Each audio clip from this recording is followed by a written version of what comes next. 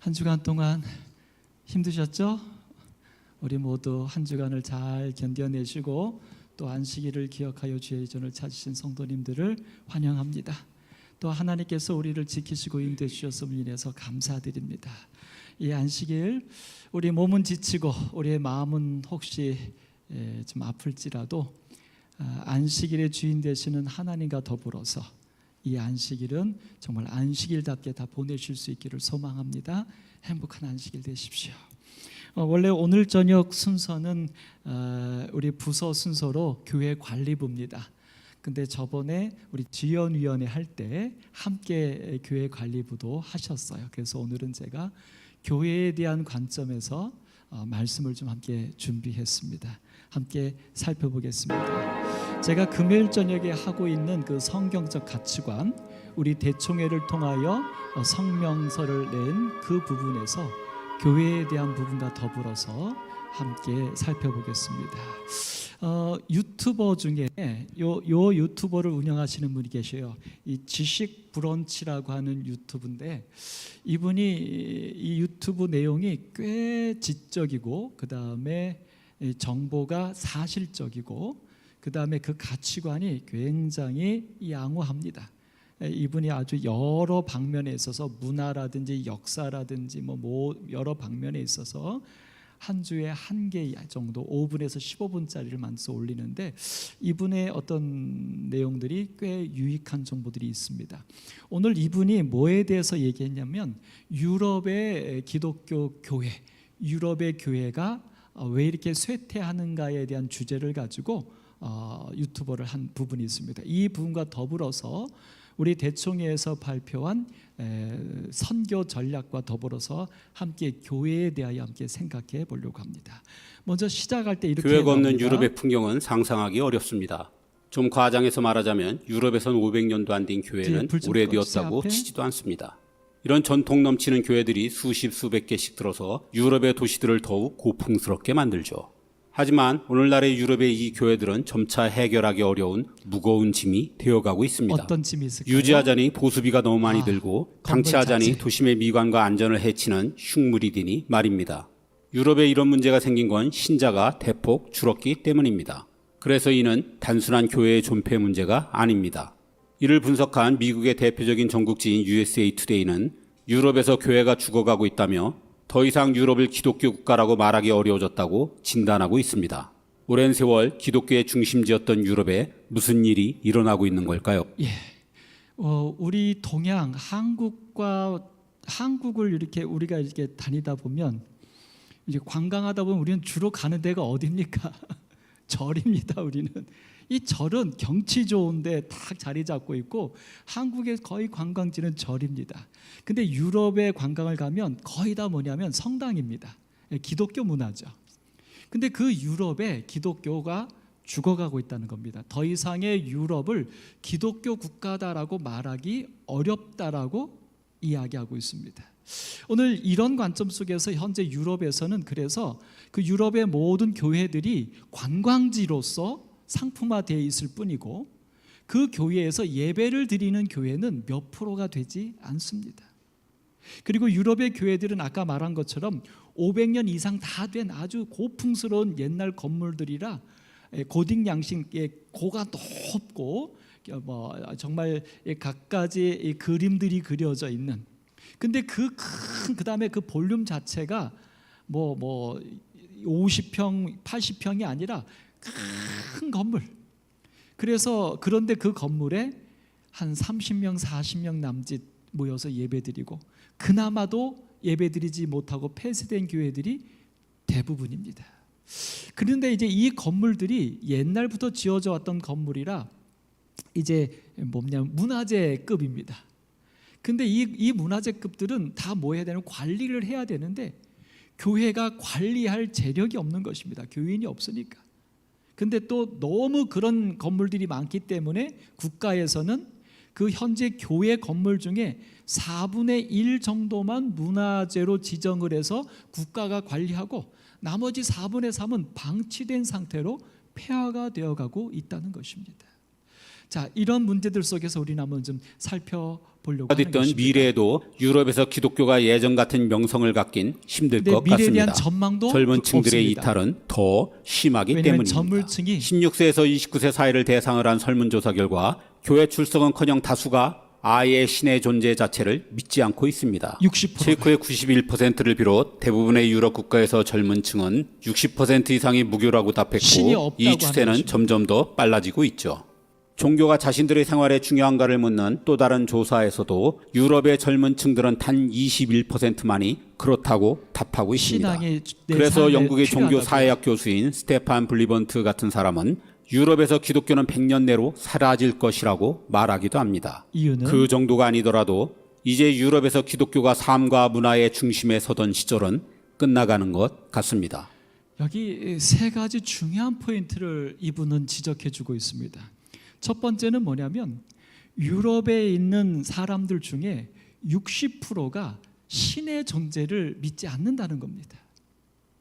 60%가, 특별히 체코 같은 나라는 91%가 신의 존재를 믿지 않는다는 것이에요. 근데 이 60%는 모두를 포함한 건데 젊은 세대로 갈수록 프로테이지는 훨씬 높다는 것입니다.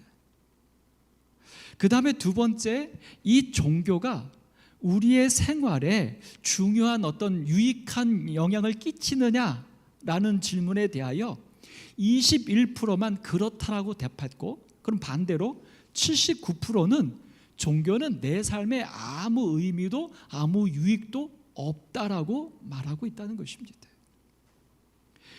그러면서 이제 마지막 결론으로 이렇게 말합니다. 기독교가 삶과 문화의 중심에 서던 시절은 끝나가는 것 같다.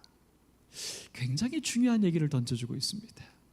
여기 세 가지가 사실은 연쇄적으로 일어나고 있는 것입니다. 신을 믿지 않고, 그러니까 종교가 내 생활에는 의미가 없고, 의미가 없어지니까 내 삶에 종교는 어떤 영향도 끼치지 않는 것입니다. 근데 반대로요, 이걸 반대로 가면 우리의 현재의 삶의 종교가 어떤 중심의 가치, 그것도 없으니까 내 삶의 종교가 중요하지 않아요. 영향을 끼치지 않아요. 내 삶의 종교가 유익함 혹은 영향을 끼치지 않으니까 당연히 신이 있든 말든 상관이 없어지는 것입니다.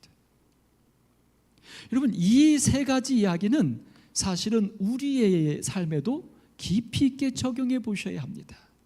자, 여러분, 신에 계신 것을 믿습니까? 아멘. 그러니까 다 여기 교회 오셨죠. 두 번째, 종교가 여러분 생활에 중요합니까? 유익합니까? 그러니까 오셨어요. 근데 세 번째, 이 종교가 여러분의 삶과 문화의 중심에 있습니까? 여기 부분에 있어서는 우리가 답이 좀 애매해집니다.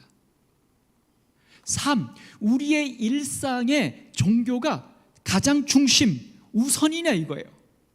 왜냐하면 문화라고 하는 건 뭐냐면 우리가 먹고 즐기고 생활하고 뭐 하는 이 모든 것들, 이런 문화적인 것들에 교회가, 종교가 중심입니까? 여러분, 제가 말씀드렸죠. 위에서부터 이 세 가지가 역으로 내려오기도 하지만 반대로 이렇기 때문에 종교가 중요하지 않고, 종교가 중요하지 않으니까 신의 존재가 의미가 없어지는 거예요. 다른 말로 말하면 이 두 개 중에 우리의 삶에는 어쩌면 우리 재림 성도들은 우리의 삶 자체에는 기독교가 중요합니다. 하나님이 중요합니다. 그런데 이 문화, 우리의 생활의 일상에는 재림교회가 하나님이 중요합니까? 우리랑 깊이 연관이 있습니까? 예를 들어서 이거예요. 여러분이 휴일날 어디를 여행을 가거나 어떤 취미 활동을 할 때 그게 여러분이 믿는 신앙과 관계가 얼마나 있냐는 거예요. 여러분이 책을 선택하거나 아니면 여유 시간에 잠을 자거나 TV를 보거나 어디를 가거나 뭘 하거나라고 선택할 때 그 선택에 여러분이 믿는 신앙이 얼마만큼 영향력을 주고 있느냐는 겁니다. 여러분, 여러분이 옷을 살 때나 아니면 무엇인가 집을 구할 때나 아니면 가전제품을 구할 때나 그렇게 할 때 여러분이 믿는 신앙이 그런 것에 얼마만큼의 중요한 기준이 되고 있느냐는 것입니다. 이런 관점에서 보면 점점 관계가 없지 않습니까? 그러니까 내가 재림신앙을 하는 것과 내가 가전제품을 선택하는 것에 있어서 무슨 연관이 있습니까? 내가 신앙생활하는 것과 더불어서 내가 휴가를 어디에서 어떻게 보내는 게 얼마만큼의 영향이 있습니까? 내가 남은 자선으로 사는 것과 더불어서 나의 취미 활동, 여가 활동을 선택하는데 어떤 영향을 받고 계십니까? 여러분, 이거는 그래서 심각한 문제입니다. 다른 말로 말하면 여러분과 저의 일상과 더불어서 문화적인 생활에 신앙의 그것에 영향을 끼치지 못한다면 그 다음 차례는 뭐냐면 내 삶에 신앙이 이원화됩니다. 삶은 삶이고 종교생활은 종교생활이 됩니다. 그렇게 되면 그 다음에 뭐가 돼요? 요거 가요. 종교가 내 생활에 어떤 영향을 끼치지 않고 유익함도 없어요. 그럼 결국은 어떻게 됩니까? 신이 내 삶에 필요치가 않게 됩니다. 여러분, 이게 신앙을 하지 않는 사람들의 세 가지 모습들, 순환입니다. 그 다음에 신앙을 했다가도 떨어져 나가는 사람들의 모습 속에서 나타나는 공통점입니다. 또 신앙을 하더라도 신앙이 점점 더 깊어지고 하나님 중심으로 살아가지 못하는 나약해지는 신앙하는 사람들에게서 나타나는 형상입니다. 오늘 여러분 한번 깊이 생각해 보시면 좋겠습니다. 오늘 그래서 제7일 안식일 예수 재림교회를 위한 전략적 논점들이라고 하는 이슈라고 하는 토픽으로 2002년도 4월달 대청회 행정위원회 회의에서 가결된 선언문이 하나 있습니다. 이 선언문에 보면 이렇게 말합니다. 제7일 안식일 예수 재림교회의 사명은, 그러니까 우리 교회의 존재의 이유는, 다른 말로 말하면 여러분과 제가 제7일 안식일 예수 재림교인의 진리를 가지고 그 교인으로 신앙생활하고 있는 이유는, 정확하게 말합니다, 요한계시록 14장에 나오는 영원한 복음 때문이라는 거예요. 요한계시록 14장은 영원한 복음, 바로 이 세 천사의 기별입니다. 첫째 천사의 기별은 당연히 창조주를 기억하라는 것입니다. 여러분, 기억하라는 말은 아까 그 세 가지로 말하면 무슨 얘기냐면 나의 삶과 문화에 창조주를 기억하라는 거예요. 그러니까 창조주를 기억하라는 것은 안식일만 기억하여 교회에 와서 9시 반 혹은 10시 반부터 예배 드려라, 이게 기억하는 게 아니고 내 삶과 문화의 속에서도 일상에서도 누구를 기억하는 것입니까? 창조주를 기억하는 거예요. 연관, 유익이 있어야 합니다. 두 번째는 무너졌도다 큰 성 바벨론이래요. 이 세상, 하나님과 관계없이 진행되는 세상의 모든 문화나 삶이나 모든 것들은 무너진다는 확신이에요. 다른 말로 말하면 그 무너질 것들에 내가 함께하지 않겠다라고 하는 결심이에요. 세 번째는 짐승의 표를 받지 말라는 것이죠. 반대로 말하면 하나님의 인을 맞으라는 거예요. 우리의 이마에 예수와 어린 양의 이름과 아버지의 이름을 쓴 것을 쓰고 살으라는 거예요.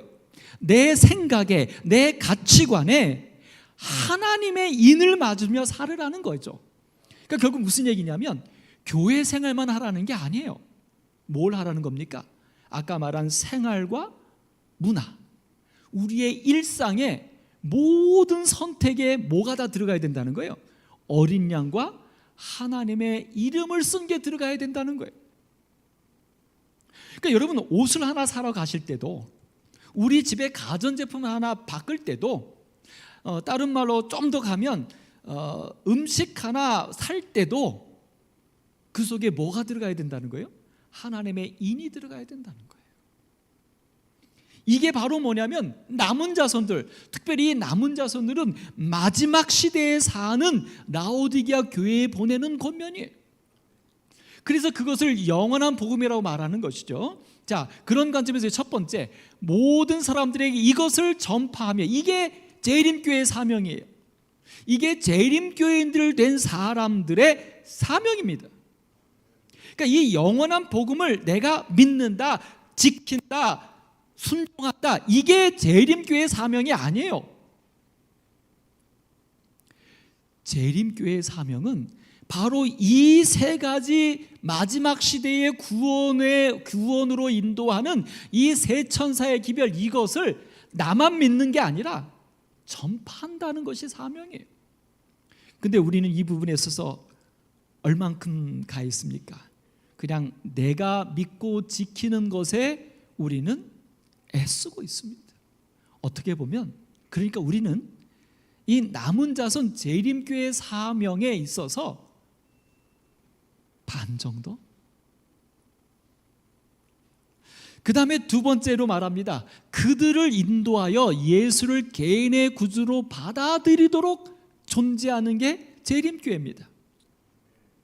재림성도입니다. 그러니까 여기서 말한 그들은 누구죠? 지금 이 시대에 살고 있는 모든 사람들, 내 주변에 있는 자들에게 뭐 하기 위해서 우리는 사명을 받은 자냐면 그들에게 이 영원한 복음을 그들이 깨달아서 예수를 개인의 구주로 받아들이고 나처럼 삶과 문화에 그 하나님이 중심이 되는 삶을 살도록 하는 것, 그게 우리의 존재 이유라는 거예요. 마지막 시대에 우리가 갖고 있는 남은 자손의 여러 특성들 중에서 어린 양이 어디로 인도하든지 따라간다, 그 입에 거짓이 없고 흠이 없는 자다, 여기에 우리의 존재감, 사명감이 꽂혀 있는 것이 아닐까요? 아니에요. 재림교회와 재림교인의 사명, 존재의 가치는 뭐냐면 내가 그런 사람이 되는 게 아니에요. 그런 사람이 되도록, 그렇지 않은 사람들에게 그것을 알리고 그렇게 되도록 하는 것이 우리의 존재입니다. 이 교회의 목적이에요. 세 번째는 또 그분의 교회와 연합하며, 이 제7의 안식을 예수 재림 교회와 연합하는 거예요. 내 개인이 이 교회와 연합해서, 교회라고 하는 것은 한마디로 이거죠. 오늘 이 영원한 복음을 전하기 위하여 구성된 모든 어떤 단체들, 어떤 조직들, 그 기관들, 그런 것들과 내 개인이 연합하는 거예요. 함께하는 거죠. 함께해서 뭐 하는 것입니까? 임박한 예수의 재림을 위하여 준비하도록 교육하는 것. 이것이 바로 제7일 안식일 예수 재림교회의 사명, 제7일 안식일 예수 재림 교인의 존재 이유입니다. 아까 우리 그 동영상 하나 더 보겠습니다. 한때 유럽인은 곧 기독교인이라는 등식이 있었던 유럽에서 왜 기독교가 급쇠퇴하는지를 이해하는 건 쉽지 않습니다. 서구의 기독교 국가들이 드는 이유도 중구난방입니다. 우선 출산율 저하입니다. 출산율 저하요? 이는 높은 출산율로 유럽에서 교세를 유지하고 있는 동방정교회와 이슬람을 보면 확연히 비교됩니다. 교세를 지탱해줄 인구 베이스 자체가 무너진 것입니다. 여기에 오랜 세월 기독교 가치관이 퇴보하면서 기독교 이혼율이 가치관의 급상승했죠. 퇴보입니다. 일요일만 되면 다 함께 교회로 향하던 유럽의 전통적인 가족이 해체되면서 소위 모태 신앙도 더는 기대하기 힘들어졌죠. 사람들은 안전하고 편안하며 예측 가능한 환경에서 자라면 훨씬 덜 종교적이 된다고 합니다. 서유럽은 2차 대전 이후 평화와 함께 경제적인 부를 누려왔습니다. 즉 종교의 효용성이 떨어지는 환경이라고 할 수 있죠. 달라진 국가의 역할 변화도 기독교 세태의 중요한 요인입니다. 고소득 국가일수록 그리고 복지 국가일수록 그 나라의 종교성은 약화된다는 게 연구 결과입니다. 교회가 일정 부분 담당했던 국민의 복지를 국가가 도맡아면서 교회로 사람이 몰릴 이유가 줄어든다는 것입니다. 진리로서의 성경의 의문을 제기하게 만드는 과학의 발달과 일반인들의 높아진 교육 수준, 종교에 대한 신뢰도를 떨어뜨리는 잇따른 성추문 스캔들, 교회 대신 자꾸만 야외로 향하게 하는 주 5일제 정착도 한 요인이 되고 있습니다. 주 5일제가 되면서 사람들이 어떻게 해요? 이제 주말에 레저 문화가 활성화되는 거. 이런 어떤 5가지의 이유로 유럽의 기독교는 쇠퇴했고 앞으로 비전도 없다는 것입니다. 자, 여기 5가지의 이야기를 같이 한번 좀 생각해 보겠습니다. 한국으로 한번 적용해 볼까요? 여기 한국이 여기에서 다른 게 있습니까? 이 5가지 모습이 한국은 어떻습니까? 다 일어나고 있습니다. 그래서 한국의 기독교도 한 15년, 20년 전부터 답보 상태. 사실은 실제로 들어가 보면 마이너스. 불교 신앙하고 다릅니다. 불교는 애초에 함께 모이는 개념이 이게 특별한 날 외에는 없습니다. 그래서 개인적으로 그냥 불자가 되고 개인적으로 자기가 필요할 때 절에 찾아가서 뭐 보시하고 이렇게 합니다. 근데 기독교는 정기적인 모임이 기본 개념인데 그 정기적인 모임 자체가 깨지고 있는 것이죠. 그러니까 기본적인 틀이 흔들리고 있는 거예요. 출산율 좋아. 여러분 아까 얘기할 때 유럽에서 지금도 성장하는 교단이 2개가 있습니다. 동방정교회하고 이슬람입니다. 거기는 왜 성장하냐면 출산율이 거기는 유럽화되지 않았어요. 유럽은 우리나라보다 낮습니다. 1.3 정도 되는데 유럽 안에 사는 이슬람 신앙을 가진 사람, 동방정교회 신앙을 가진 사람들은 출산율이 여전히 2, 3이 넘습니다. 왜 그러냐면 그들이 가진 신앙 뭡니까? 생명은 신의 선물이고 그 생명은 신이 주신 축복이기 때문에 우리가 인위적으로 할 수 없다라고 하는 게 그들의 가치관이에요. 그래서 그 유럽 안에서도 이슬람들은 계속 늘어나고 그들의 자녀들에게 신앙이 뭐가 되는 겁니까? 유전이 되고 있어서 오히려 이슬람은 늘어나는데 유럽에 있는 기독교인들은 아까 말했죠. 기독교 가치관의 쇠퇴해서 생명이 하나님께로부터 주신 선물이다. 이 개념이 사라진 거예요. 그래서 내가 선택할 수 있는 사항이 된 거예요. 그러니까 기독교인들 중에서 아이를 안 낳는 겁니다. 우리 한국에서도요. 제가 그래서 우리 김수정 집사님 정말 믿음의 자녀입니다. 우리 재림교인들도 분명히 생명은 하늘로부터 난 것이고 하나님의 귀한 자녀다. 또 예언의 신에서 한 영혼에 대한 가치 많이 줬는데도 불구하고 우리 재림교인들 산하제 한 엄청 합니다. 안 났습니다. 근데 제가 이런 얘기하죠. 여러분 우리가 이 땅에 태어나서 사는 게 어렵습니다. 앞으로 시대가 갈수록 더 어려울 겁니다. 그러니까 이제 어린 자녀를 낳아서 그 자녀가 이 험난한 세상에서 걔네들이 살아갈 거 생각하면 정말 그 다음에 그 자녀들이 이 정말 타락한 이 시대에 그 친구들이 정말 제대로 신앙하고 하늘나라를 갈 수 있을지 없을지 이것도 염려되는 것도 사실입니다. 근데 여러분 가장 중요한 게 뭔지 아십니까? 태어나지 않으면 구원의 기회도 없습니다. 여러분 이 생각 한번 가져보십시오. 태어나지 않으면 하늘에서 영원히 살 그 아름다운 행복을 누릴 기회도 없습니다. 근데 그걸 우리가 조절해요. 일용할 양식을 주옵시고 라고 기도하는 우리가 참새 한 마리도 하나님께서 입히시고 기르신다라고 믿고 있는 우리가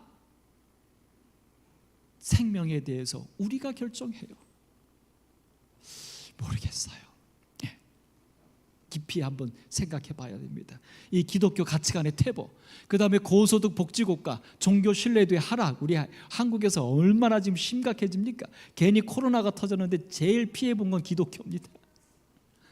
그 다음에 주 5일제와 레저 문화 지금 점점 발전하죠. 여러분 우리 한국도 이제 무엇을 염려해야 됩니까? 앞으로? 교회 유지를 염려해야 합니다. 교회 유지 염려해야 됩니다. 여러분 사실 우리 이 오남교회가 이제 건평이고 면적이 굉장히 큰 건물을 가졌는데 우리 교회 그 행정하시고 지도하신 분 아시지만 요만큼 수리하면 끝난 게 아니라 어떻게 해요? 한 15년 이제 지나니까 요것도 고쳐야 되고 저것도 고쳐야 되고 계속 나오는 거예요. 근데 만약 여러분 생각해 보십시오. 우리 오남교회 성도들이 몇 명 정도는 계속 유지되면서 헌금을 해야지 이 건물을 유지할 수 있겠습니까? 근데 사실 그렇게 되면 교회는 끝 아닙니까? 왜? 지금까지 말했잖아요. 교회의 사명은 뭐예요? 교인들이 신앙생활 하는데 안락함이 교회의 사명이 아니잖아요. 이 교회와 교인들이 영원한 복음을 이 마지막 시대 예수님 재림 직전에 저 모르는 이들에게 알려서 그들을 예수의 개인의 구주로 받아들이게 하고 그들을 준비시켜서 같이 하늘나라 가는 게 이 교회의 사명이고 성도의 사명인데, 우리가 조금만 삐끗하면 우리는 무엇 때문에 허덕이게 됩니까? 교회를 유지하는 것 때문에 그 사명을 감당할 수 없는 상황이 이르러 온다는 거예요. 여러분, 제가 우리 합회적으로 통계는 내지 않았지만 서중한 합회 내에 꽤 많은 교회들이 교회 운영비로 모든 재정이 쓰여지고 선교비로는 쓸 돈의 여유들이 없는 교회들이 굉장히 많습니다. 여러분, 오남교회는 참 축복받았어요. 아니, 오남교회는 정말 헌신하고 아름다운 신앙생활 하시는 성도님들로 인하여 이렇게 여유롭고 우리의 선교 활동을 할 수 있도록 하나님께서 은혜를 주신 것을 인해서 감사합니다. 여러분, 근데 보세요. 이럴 때에 우리가 이런 문제를 향하여 교회의 기본 사명인 영혼 전도를 통하여 정말 이 구원 사역을 이 교회가 계속해서 생산적인 일을 만들어내지 못한다면 이 교회는 시간이 가면 갈수록 무엇을 염려해야 됩니까? 우리의 건물 유지하는 것을 염려해야 되는 교회로, 교회다울 수 없는 교회로 돼간다는 거예요. 자, 우리 한번 좀 이 문제에 대해서 심각하게 고민해 보겠습니다. 여기 그래서 아까 말했던 그 영원한 복음에 대한 사명, 그 사명에 근거하여서 교회에 대한 그리스도의 이상은 교회가 그의 하신 일을 반영하게 하는 것이라 그랬어요. 그러니까 예수님께서 이 땅에 오셔서 하셨던 일, 그 사역을 교회가 하는 것을 예수님은 원하신다는 거예요. 그러면 그 일이 무엇인가? 바로 이것입니다. 그리스도께서는 또한 교회를 그의 아버지께 흠이나 점도 없는 완전한 교회로서 드리기를 의도하셨다. 그렇게 하고 계시다. 이 교회가 하나님 앞에 완전한 교회, 예수님이 이 땅에 오셔서 완전한 메시아로서 살아셨던 것처럼 이 재림교회가, 남은 교회가 그렇게 살기를 원하신다. 아멘. 왜 아멘들이 안 하세요? 그게 우리 재림교회에 대한 예수님의 남은 자손, 남은 무리에 대한 예수님의 소망이에요. 예수님이 하셨던 것처럼 이 재림교회도 재림성도도 이 시대에 그런 사명을 감당하도록 완전하게 되기를 의도하셨다.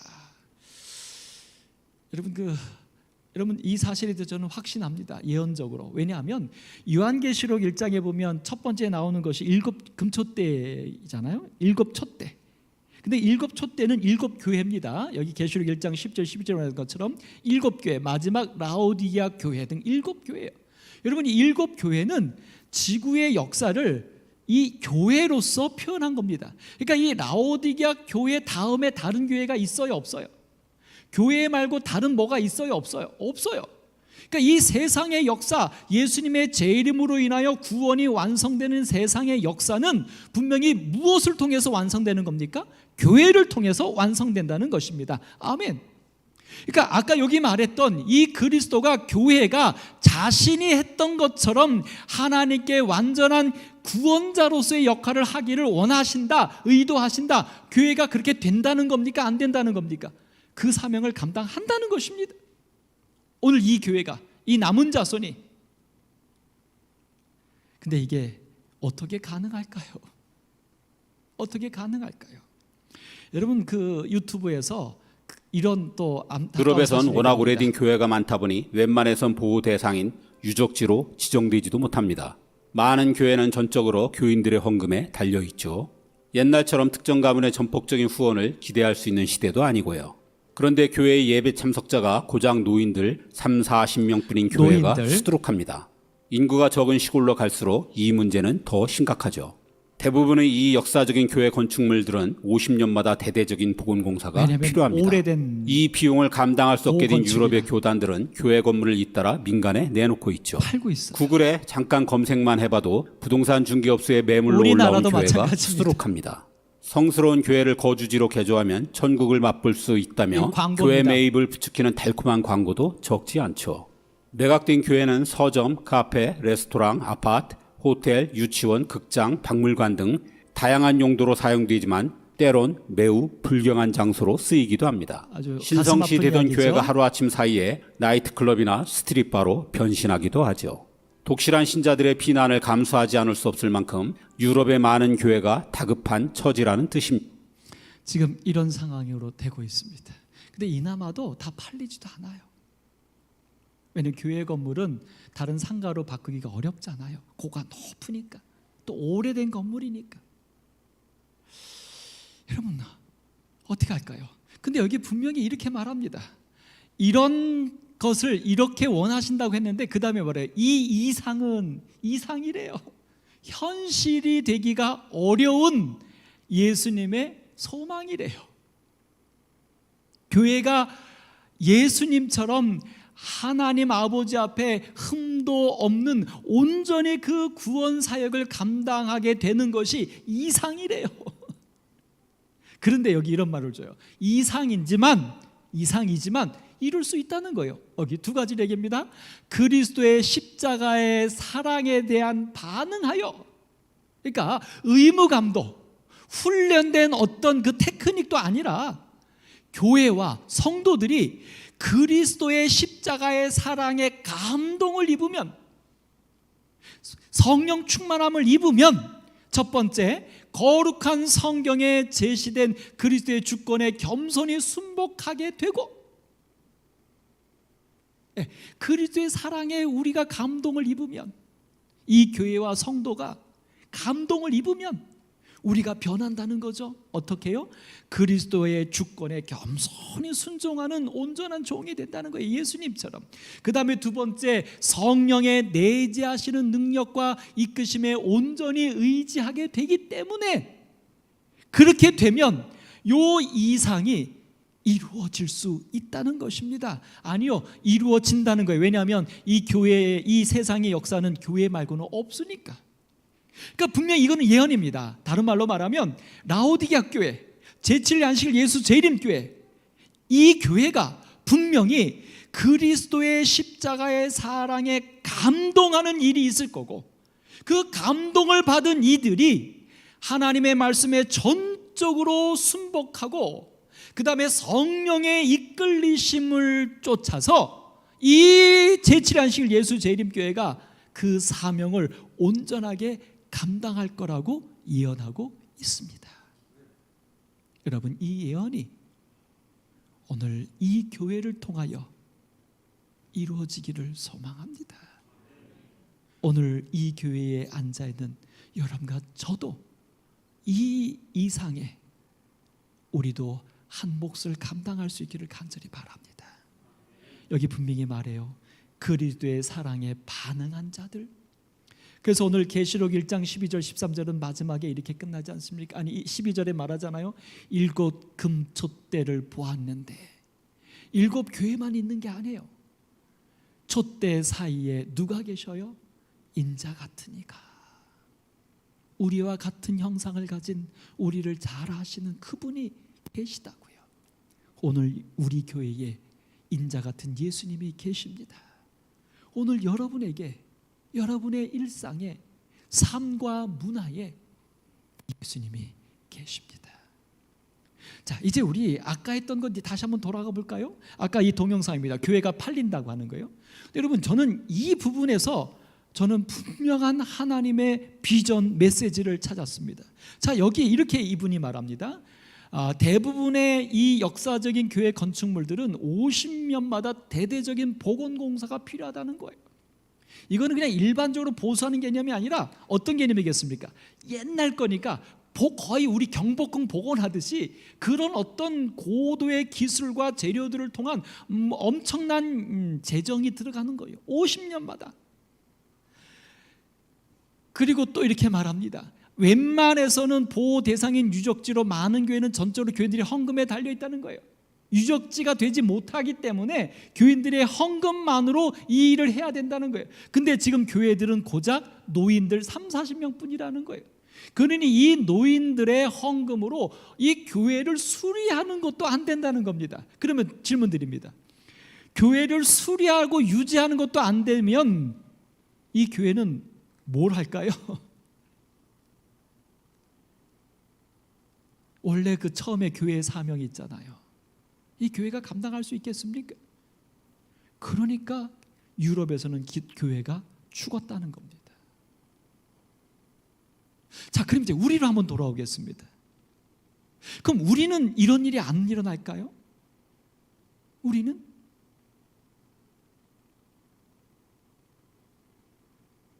어떻게 갈까요? 여기서 우리는 하나의 꿈을 좀 볼 수 있습니다.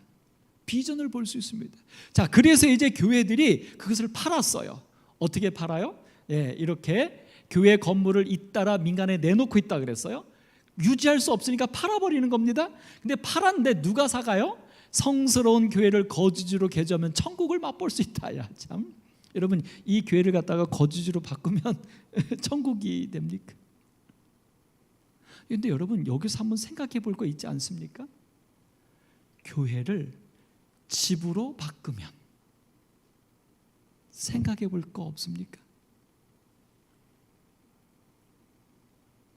그 다음 두 번째,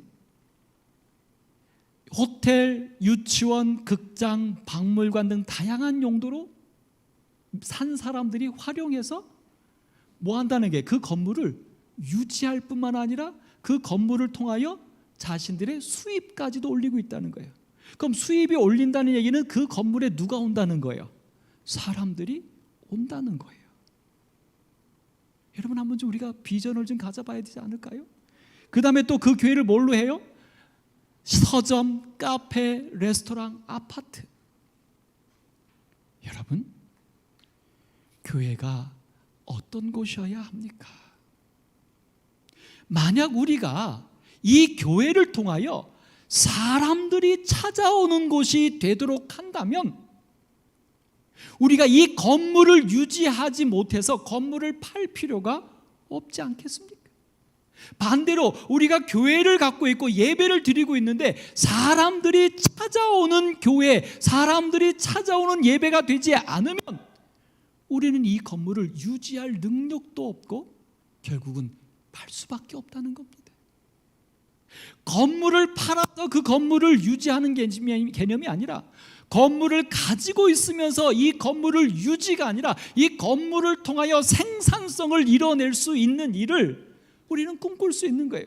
그게 바로 뭡니까? 거주지, 호텔, 유치원, 극장, 박물관, 서점, 카페, 레스토랑. 왜 교회가 이것을 하면 안 됩니까? 여러분, 교회가 뭐 하는 곳입니까? 예배만 드리는 곳입니까? 그럼 예배는 뭡니까? 우리가 이런 말 하죠. 예배가 곧 삶이 예배라. 아까 그 세 가지 얘기했습니다. 신을 인정하지 않는다. 그 다음에 종교가 내게 그렇게 유익하다라고 하는 중요성이 없어진다. 그 다음에 첫 번째가 뭐예요? 삶과 문화에 종교가 아무런 영향이 없다. 그럼 반대로 이 교회가 성도들에게, 그 다음에 이 주변에 있는 하나님을 모르는, 예수를 구주로 모르는 이들에게 이 교회가 그들에게 그들의 삶과 그들의 문화에 필요한 곳이라면 오지 않을까요? 장사 속으로 해도 오는데 교회가 만약 이 장사하는 사람들 정도의 어떤 비전과 열정과 서비스와 어떤 퀄리티를 가지고 준비하여서 그들이 이 교회에 와서 그들의 필요들을 충분히 채울 수 있도록 한다면 교회가 문 닫을 이유가 있겠습니까? 여러분, 우리 교회에 올라오는 저 바로 밑에 첫 건물에 점점 간판이 커져요. 지장사입니까? 뭐 점점 커져요. 막 이제 그 밖에도 막 붙여놨어요. 나중에는 막 또 뭐 애들 보는 뛰고 그럴지 모르겠어요. 절이 변하고 있죠. 절이 변하고 있습니다. 어떻게 변합니까? 저런 형태로 산속 좋은 곳에 가만히 자리 잡고 있으면서 불자들이 찾아오게 했던 이 불교가 한국의 기독교가 막 성장하면서 불교인들이 떨어지게 됐을 때 그래도 한국은 불교 국가다라고 꿈쩍하지 않았어요. 그런데 어느 날 역전이 돼버렸죠. 그래서 불교에서 심각하게 고민한 겁니다. 이러고 있다면 큰일 나겠다. 그래서 불교에서 이제 정책이 바뀌어지는데 그게 뭐냐면 포교원이라는 겁니다. 그래서 그 산에 원래 본관, 본절이 있고 그 다음에 사람들이 사는 곳에 저렇게 한 것을 얻어서 그 스님들이 내려와서 거기서 불공도 드려주고 뭐 사주는 이것도 봐주고 상담도 해주는 포교원을 이제 민가로 내려와서 만들기 시작했어요. 그래서 여기서 소위 말해서 소그룹 하는 겁니다. 개인적인 거. 그럼 우리 교회는 영혼들을 위해서 사명감을 가지고 존재하는 데인데 이 교회는 무엇을 위해서 계획하고 준비하고 교회가 진행되고 있습니까?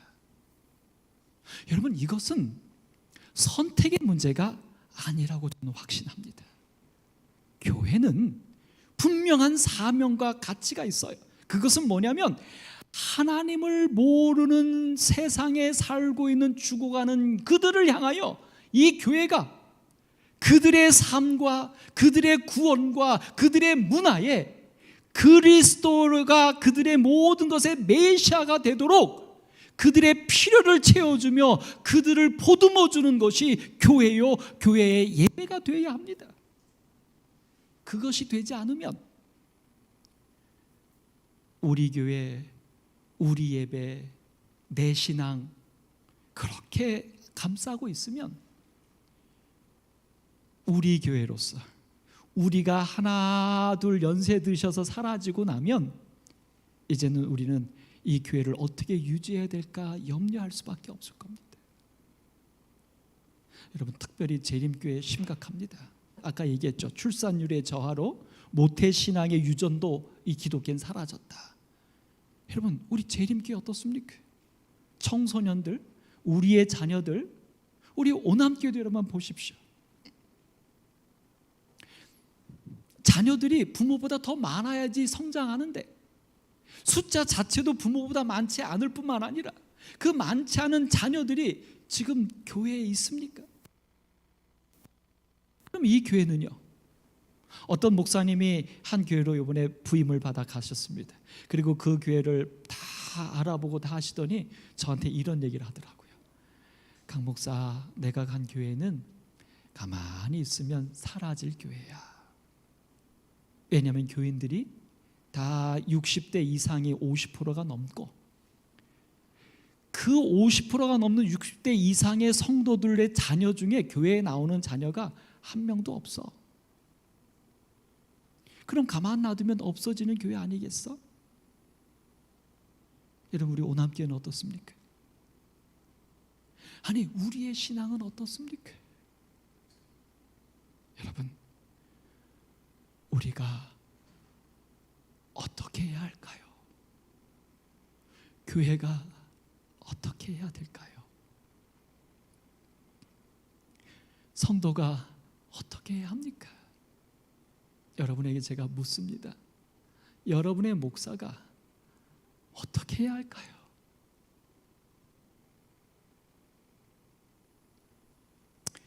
우리가 만약 복음이 되도록 무언가 이 세상 사람들에게 하나님을 그들의 삶과 문화에 필요한 존재, 중요한 존재, 그들에게 진정한 구원의 행복을 주는 그런 것으로 이 교회가 다가가지 못한다면 교회가 이렇게 될지 모르겠어요. 나이트클럽이나 스트릿바가 될지 모르겠어요. 여러분, 우리는 이 일곱 교회에 대한 이 그림에서 세 가지 살펴볼 것이 하나 있어요. 첫 번째는 뭐냐면 교회를 촛대로 상징했다는 것입니다. 촛대는 불이 나는 것이에요. 그러니까 여러분, 이 불은 누구를 위한 것입니까? 어두움을 위한 것입니다. 이미 복음을 안 자들을 위한 게 아니라 복음을 모르는 자들을 위해서 빛이 필요한 것이에요. 그래서 말해요. 다 내게로 오라. 내가 너희를 쉬게 하리라. 하나님을 모르는 이들을 향하여 이 교회가 존재하는 것입니다. 그게 교회예요. 그게 촛대예요. 두 번째는 말합니다. 그것이 세상에 있어. 이 촛대가 어디 세워지냐면 촛대가 세워진 곳이 천국에 세워져 있는 게 아니에요. 이 세상, 죄악의 세상에 촛대가 서 있는 거예요. 다른 말로 말하면 이 교회는 세상을 향한 존재라는 거예요. 하나님을 향한 것이 아닙니다. 좀 더 심각하게 말하면 성도를 위한 것이 아닙니다. 악인들과 죄인들을 위한 것입니다. 이 교회는 그들을 위해서 세워진 것입니다. 우리의 희생과 우리의 헌신과 우리의 믿음으로 되었지만 그렇게 한 이유는 나를 위한 게 아니라 우리를 위한 게 아니라 그런 은혜를 주신 하나님의 사랑이 모르는 자들을 향하여 가도록 하기 위한 우리를 통해서 역사하신 하나님의 통로라는 사실입니다. 그리고 이 모든 것들 중에 가장 중요한 것, 7 촛대 사이에 바로 이분 인자가 계시다는 거예요. 내가 하는 게 아니라 우리가 하는 게 아니라 교회가 하는 게 아니라 세상 끝날까지 항상 함께 계시는 그분이 우리의 주인이 되시고 그분의 사랑의 감동을 우리 교회가 입고 우리 성도가 입는다면 가서 모든 민족을 제자로 삼을 수 있는 이상이 우리를 통하여 이루어진다는 것입니다. 오늘 이 아름다운 역사가 꼭 이 교회에서 여러분의 신앙에서 꼭 체험되기를 간절히 소망합니다. 여러분, 이제 아까 말했죠. 고소득 국가, 복지 국가일수록 신이 필요 없어지고 교회가 필요 없어진다. 여러분, 사실일까요? 아니요. 이분이 한 가지 놓친 게 있어요. 일어나고 있는 현상은 분석했지만 그 속에 내면에 깔려있는 정말 중요한 문제 하나를 놓쳤습니다. 무슨 문제입니까? 우리나라가 지금 이렇게 고소득이 되고 복지가 막 해서 우리 목요일날 김일수 성도님 방문 갔는데 이제 그 하시던 사업체를 완전히 그 아들에게 다 이렇게 명예까지 넘겨주셨나 봐요. 근데 그 얘기를 하시면서 이런 얘기를 하세요. 그 아들로 사업자들을 다 넘어가야지만 본인이 그 국가에서 나오는 노인연금인가 그거 받을 수 있으시대요. 그리고 우리나라 얼마나 좋습니까? 노인이 됐다고 막 아무것도 안 되면 몇십만 원 막 이렇게 주고 막 우리나라 복지 정말 좋습니다. 특별히 의료보험 쪽은 뭐 세계에서 따라올 수 없답니다. 그럼 우리나라가 이제 문제가 없을까요? 이 나라에서 사는 사람들 문제가 없을까요? 아니요. 인터넷에는 수없이 떠오릅니다. 코로나보다 더 무서운 거. 전염병에 대한 것도 있고요. 마음의 코로나, 우울증에 대한 거, 외로움, 그 다음에 절망, 그 다음에 무기력증, 미래에 대한 두려움, 수많은 공포와 두려움들이 이 세상에 더 많은 것을 얘기해요. 그러니까 예전에 어렸던 거, 뭐 먹고 사는 거, 뭐 옷 입는 거 이런 거는 해결됐지만 그것보다 더 우리 사람들을 못 살게 하고 힘들게 하는 그 심령적인 거, 이것들 속에는 더 많은 사람들이 노출되어 있다는 거예요. 그래서 여러분, 정신과가 요즘 엄청 사람들 많이 갑니다. 유튜브에 보면 상담의 유튜브가 엄청 많이 올라옵니다. 요즘 약 중에서 우울증에 관계된, 정신과 관계된 약들이 엄청 많이 팔립니다. 무슨 얘기예요? 이 시대에 교회를 필요로 하는 사람들이 더 많다는 거예요. 이 시대에 참 행복을 누리는 사람들, 그 사람들을 배우고 싶어하는 사람들이 많다는 거예요. 진정한 위로를 받고 싶어하는 사람들이 모두가 되어가고 있다는 거예요. 근데 문제는 뭐예요? 여러분과 제가 이 시대에 맞는 그 역할을 이 교회가, 우리가 해줄 수 있느냐? 그래서 오늘 이 성명서에서는 이렇게 말해요. 3가지 전략을 얘기해요. 삶의 질, 지금 이제 삶의 질이에요. 그 다음에 연합, 성장에 대한 강조를 두고 있다. 이 3가지가 필요하다는 거예요, 교회가. 자, 그래서 어떻게 해요? 기쁨에 차고 충실한 개인의 경험, 이게 삶의 질이에요. 오늘 이 세상 사람들은 이제 물질에 대해서는 우리나라 좀 같은 문제가 없는데, 물질에 문제가 없는 지 뭐가 문제가 있어요? 삶의 행복감이 문제가 생긴 거예요. 관계적인 문제가 생긴 거예요. 요거를 줄 때를 찾는다는 거죠. 요거를 필요로 하는 것. 근데 그걸 누가 주는가? 상담사가 주는 게 아니에요. 정신과 의사가 주는 게 아니에요.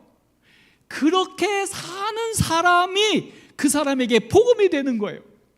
그러니까 오늘 이 제7일 안식일 예수 재림교회가 이 정말 두렵고 고독하고 외롭고 모든 문제들 속에서 무기력해지는 이 세상에 제7일 안식일 예수 재림교회는 그들과 다르게 마치 10가지 재앙이 내릴 때 고센 지역에만 재앙이 내리지 않아서 그곳에서는 빛이 비치고 찬양이 나왔을 때 애굽 사람들이 이게 뭐야 라고 봤던 것처럼, 오늘 제7일 안식일 예수 재림교회는 이 힘든 세상에서 여기에는 찬양이 있고 기쁨이 있고 행복이 넘쳐날 때 그것이 복음이 된다는 거예요.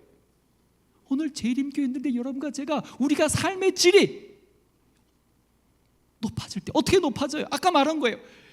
그리스도가, 신앙이 나의 삶과 문화의 중심이 될 때, 그 다음에 내 신앙이 내 삶에 유익을 끼칠 때, 그래서 내 모든 삶에서 하나님이 살아계심을 감사하고 찬양하는 삶을 사는 그리스도인,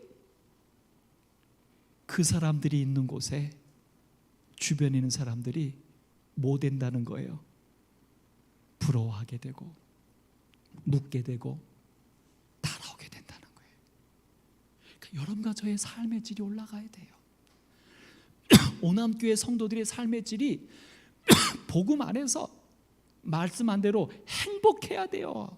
믿음 안에서. 근데 우리가 신앙이 내 문화에는 관계가 없어요. 내 삶에는 먹고 사는 정도, 내가 아주 아파서 어떻게 나을 수가 없는 상황이 가면 그때 하나님께 매달리는 이런 어떤 119 같은 신앙이라면, 그런 우리가 주변 사람들에게 복음이 될 수 없다는 거죠. 그리고 더 큰 공동체를 위한 사랑의 봉사들, 이 세 가지요. 자, 이제 말씀을 정리해 봅니다. 이 성명서에는 이 세 가지에 대해서 각각의 여러 가지 사실들을 넣어놨어요. 개인의 삶의 질을 위해서는 뭐 이런 거죠. 기쁨과 구원, 회복, 그리고 장차올 세상에 대한 희망을 그의 삶에서 실제적으로 증거하고 예증, 그가 그런 것들을 희망을 가지고 사는 것, 그런 삶을 사는 구성원들, 그들이 복음이 된다는 거예요. 그들이 필요하다는 거예요. 오늘 이 자리에는 여러분과 제가 바로 이 실증하고 예증하는 그리스도를 통하여, 믿음을 통하여, 신앙을 통하여 우리의 삶의 질이 정말 하늘의 행복한 삶이 우리의 삶을 통하여 실증되고 예증되어야 합니다. 이 교회가 그렇게 돼야 돼요. 여러분, 제가 삶의 행복을 주는 오남교회 4년 전부터 외쳤는데 왜 제가 이걸 외치는지 아시겠습니까? 이런 사상 때문에, 이런 필요성을 제가 확신하기 때문에 외치고 있는 거예요. 옥상에 저 체육시설 왜 만든 줄 아십니까? 여러분, 예배 드릴 수 있는 공간이 이젠 다 아닙니다. 왜냐하면 예배만 드려서는 생활이 신앙이 되지 않기 때문에요. 그래서 교회는 이제 토털 패키지로 사람들의 필요를 채워주는 것이 될 때 찾아옵니다. 여러분, 말씀 정리해 볼게요. 선교는 쫓아가는 겁니까? 기다리는 겁니까? 전도는 쫓아가는 겁니까? 오게 하는 겁니까? 잘 한번 생각해 보세요. 선교는 쫓아가서 하는 겁니까? 오게 해서 하는 겁니까? 우리는 쫓아가는 걸로 아시죠? 자, 그럼 예수님으로 갑시다. 예수님이 쫓아가셨습니까? 가셨어요. 어디 가셨냐면 지역에만 갔어요. 그리고 지역에 갔을 때 사람들이 예수님께 왔습니까? 예수님이 사람들에게 쫓아갔습니까? 예수님께 사람들이 몰려왔어요. 아픈 자들이, 외로운 자들이, 삶에 문제가 있는 자들이 예수님께 쫓아왔어요. 왜? 예수님께 가면 치료받을 수 있다고 보았으니까, 믿으니까. 예수님께 가면 나 같은 죄인도 사랑해 주신다라고 들었고 믿었으니까 오는 거예요. 여러분, 이런가 제가 선교가 왜 이렇게 어려운지 아십니까? 전도가 왜 이렇게 어려운지 아세요? 그 믿음이 그들에게 주지 않은 상황에서 우리가 강권하게 되니까. 근데 만약 우리 재림교회가, 오늘 우리가 그들에게 필요한 것들을 줄 수 있는 것이라고 확신이 된다면 우리가 그들에게 가서 한마디 던질 때 그들이 마음을 열까요, 안 열까요? 여러분, 오늘 우리 오남교회가, 우리 재림 성도들이 삶의 질이 말씀으로 인하여 행복한 높은 이들이 되기를 간절히 바랍니다. 오늘 우리 이 교회가 그런 교회가 되어서 이 마지막 시대에 정말 교회의 유지를 위하여 고민하는 그런 정말 처참한 교회가 아니라 교회의 사명을 감당함으로 이 교회에서 날로 영혼 구원의 역사가 충만해지는 그런 우리가 되기를 간절히 소망하면서 말씀을 마치겠습니다. 기도하겠습니다. 하나님, 오늘 이 저녁